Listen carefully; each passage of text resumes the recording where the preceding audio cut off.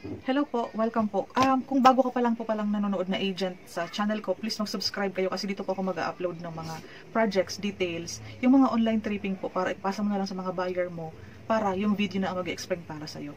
And sa mga nagkakaroon po ng interest na maging agent ng Dream House Realty, meron po talagang pinaka-schedule po ng new recruit orientation training or pwede ka mag-attend noong via Zoom para po magkaroon ng magkaroon ka ng idea kung paano magbenta ng bahay. Yun talaga yung pinaka-proper orientation. Ito po is gagawin kong short video is magbibigay lang ako ng mga details na makakatulong sa mga gusto mong maging agent.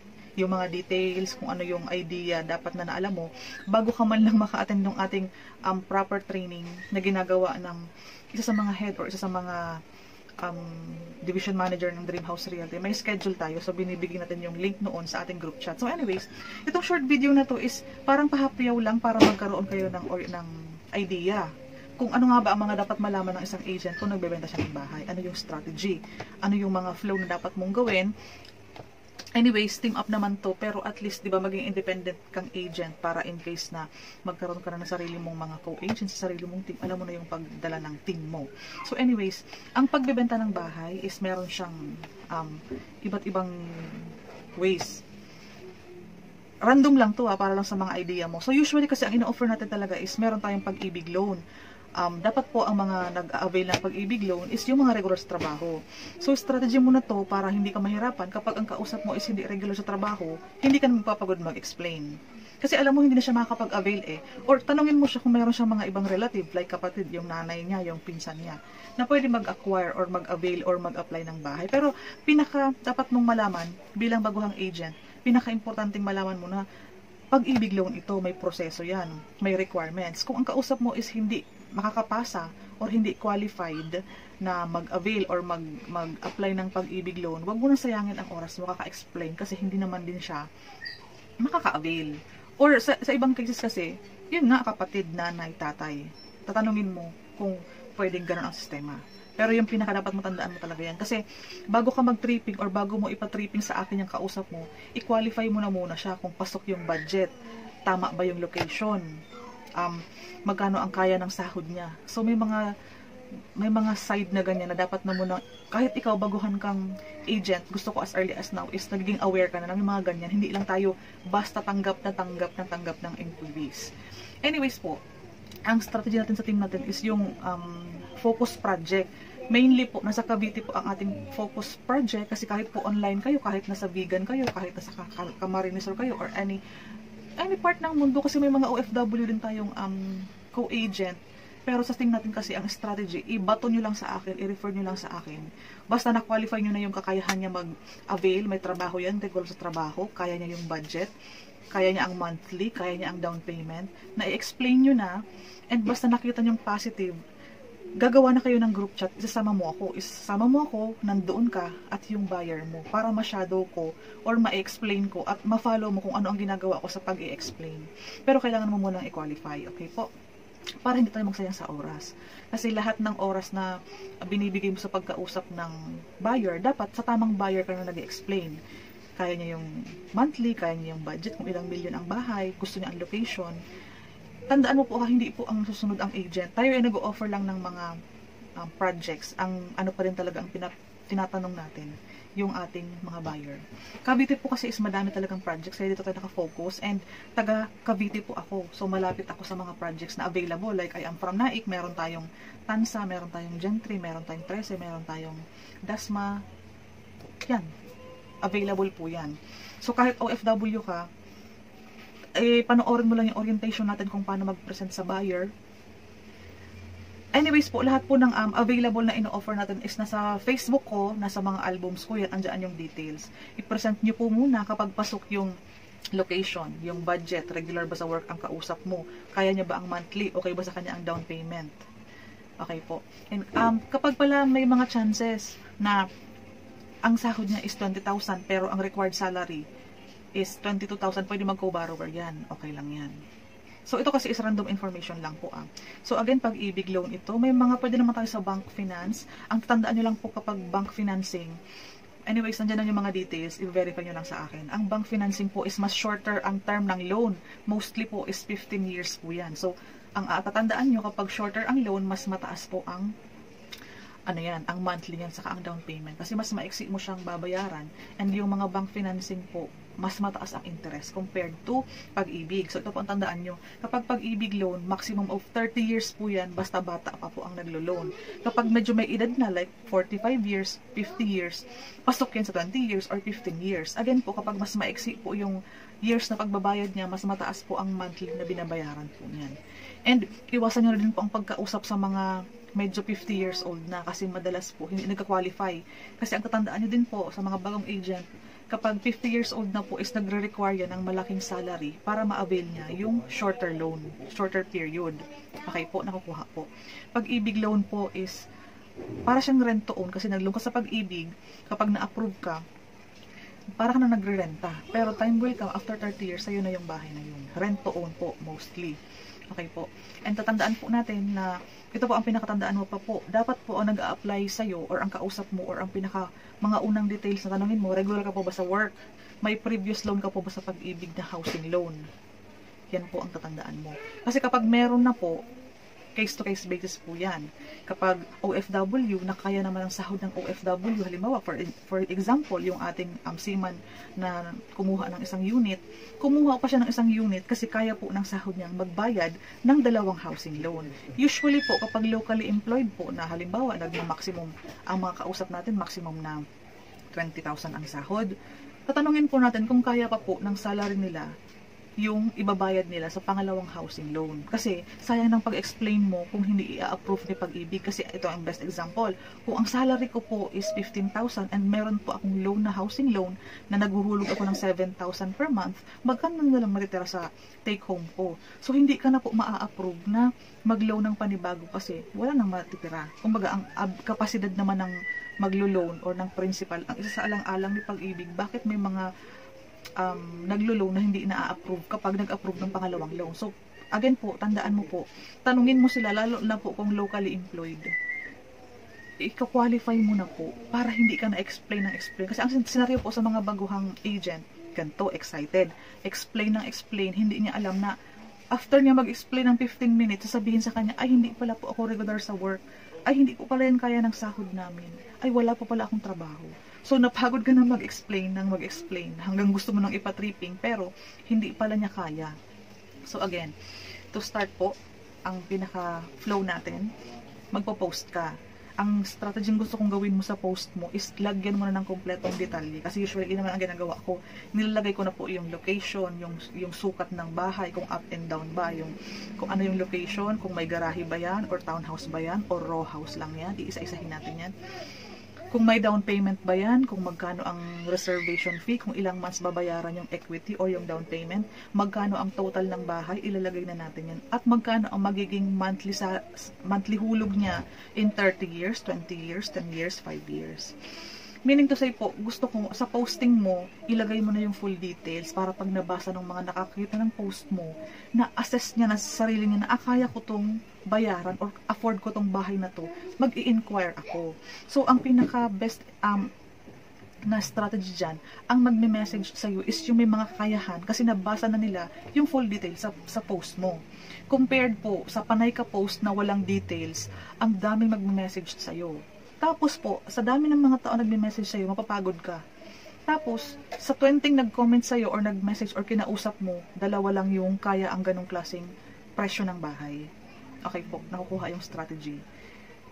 Mas mabilis ka po kasi mag-qualify ng buyer mo kapag, anyway, nagbebenta ka ng bahay para hindi mag-teaser, para takamin lang sila doon sa bahay. Ilagay mo na po yung lahat ng detalye para kung interesado yan at nakita niya na, 1.2 million to.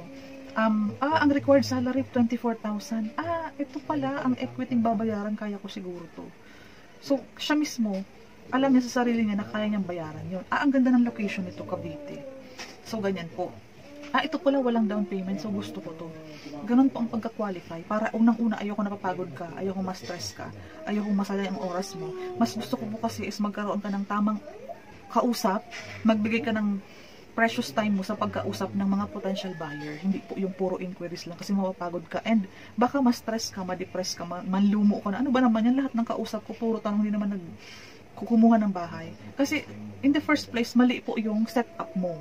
Naglagay ka ng post ng magandang bahay. Tinakam mo sila na 5,000 lang ang down payment. Pero sa kabuuhan pala, 3 million pala yung bahay na yun. Ang down payment pala nun is 1 million.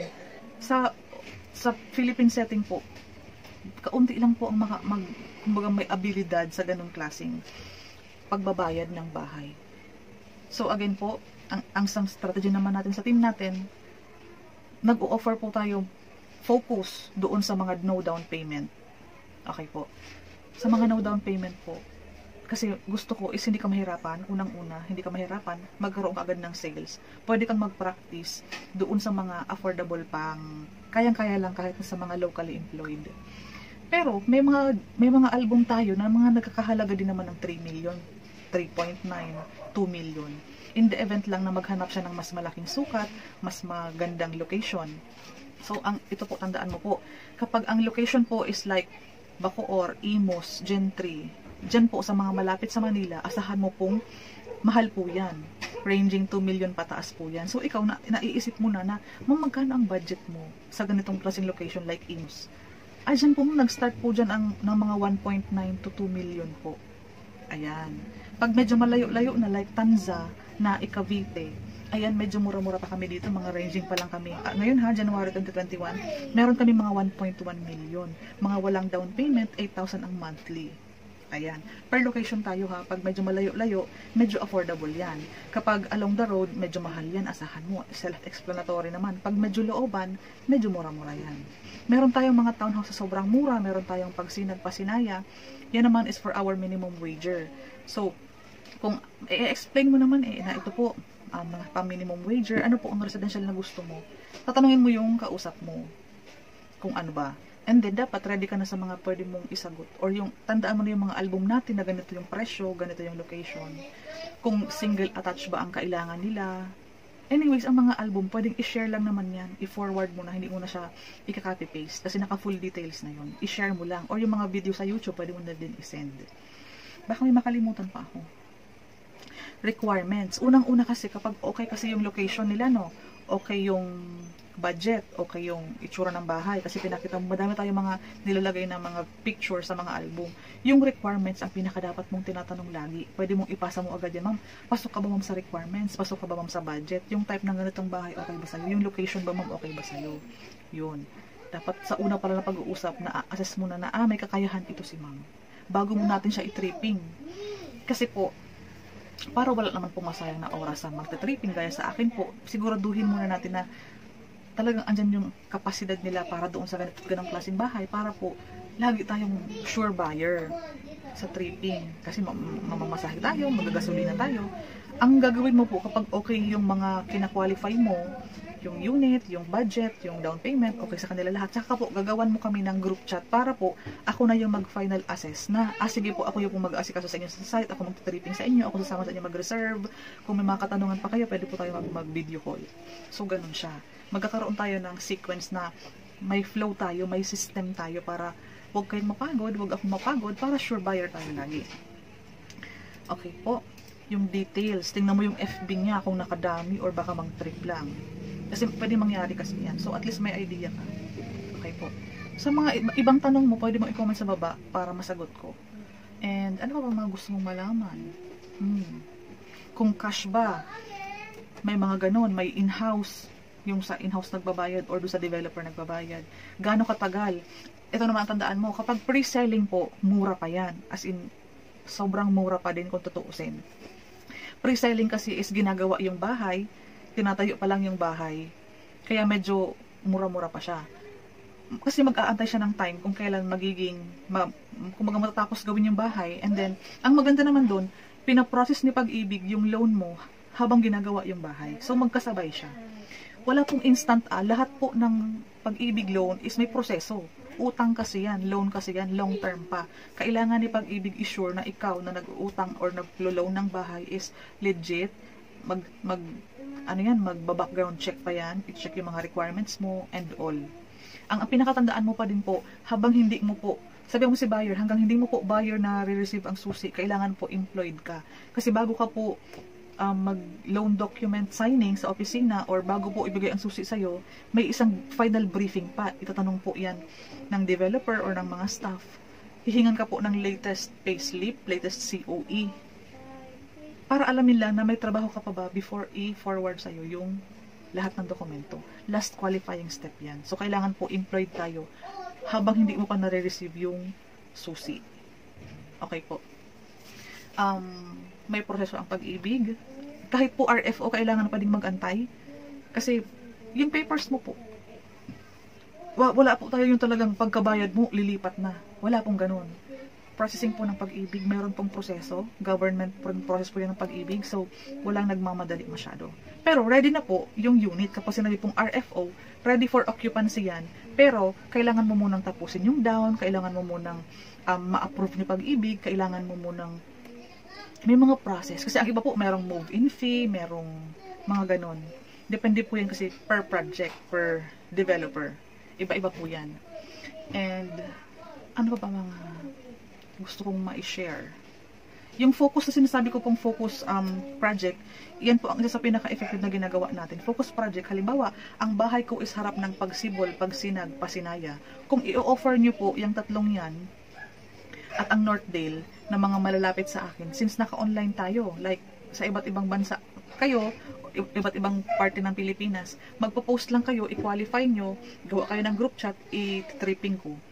Ang focus project po kasi is mas effective kung halimbawa, nandyan lang yung tatrabahuhin kong pagsibol, pwedeng araw-araw tayo pumunta, habang meron pang unit sa malapit sa akin. Habang walang down payment yan, may mga tinatawag tayong strategy. Kasi mas mabilis po tayo makabenta sa mga mas affordable pa po, sa mas mataas na porsyento ng mga naghahanap ng bahay. Compared po, kapag nag-offer ka ng mga 3 million bahay, baka po 3 months na, isa pa lang nabibenta mo. Compared to, nag-offer ka ng mga 1.1 million, merong mas madami-dami po ang nakaka-afford or nakaka-avail. Ang dapat po, kung hindi ka pa nakapanood ng ating new recruit orientation training via Zoom, kailangan mo po yan panoorin or mag-attend ka dyan. Kasi doon naman ina-explain ni sir yung compensation mo or yung income mo as an agent. Kung magkano ang quota mo. Like, sa bonus quota kasi is may 1 million ka, may 4 recruits ka, may 1,000 ka. 3.75 million, 3 recruits, meron kang 7.5. Yan po yung allowance per month. Plus recruits po yan, kaya talaga magkakaroon ka po ng sarili mong team. 7.5 million, 2 recruit, meron kang 15,000 na allowance. May allowance pang iba. Actually, maganda magbigay ng commission talaga si Dream House Realty. So, napakaswerte natin na nandito tayo. Kailangan mo lang maka-attend noon. Sa mga gusto maging agent, kailangan ko lang po ng name, cellphone number, ano ba? Kung saan ka location, anong tinapos, para ma-check natin kung sales trainee ka, sales director, kung division manager ka po, approach me kasi para maasikaso natin agad-agad. Kung may mga katanungan pa, please paki-message ako or comment down below para masagot ko. Thank you!